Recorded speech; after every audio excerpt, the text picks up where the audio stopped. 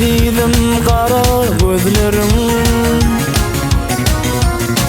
uzunlar kara saçların. Söyleyen oğlun diyen sözlerim elem, yatmayan men ay cemalım. Söyleyen oğlun diyen sözlerim elem, yatmayan men ay cemalım. Lelem seni yürekten söyleyen, şulaydım men sana aytyan. Nice yıl aşkında köyyen lelem, karışmana ay cemalım.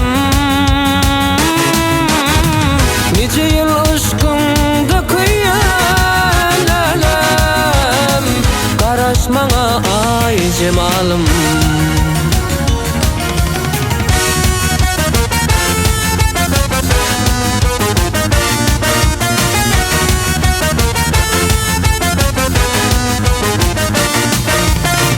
Seni söyüp söyüve düşündüm, edip yarım hoşlar hoşinni. 2 yıllap sana varinni lelem, karışmana ay cemalım. 2 yıllap sana varinni lelem, karışmana ay cemalım.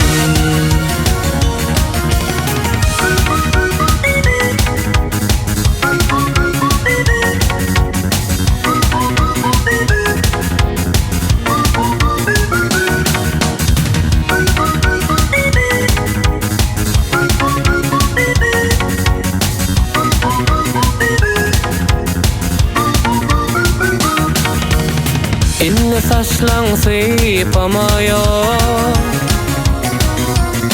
naziklerlerini öpmüyor. Ayrılıktan acı hisset yok lelem, karışmana ay cemalım. Ayrılıktan acı hisset yok lelem, karışmana ay cemalım.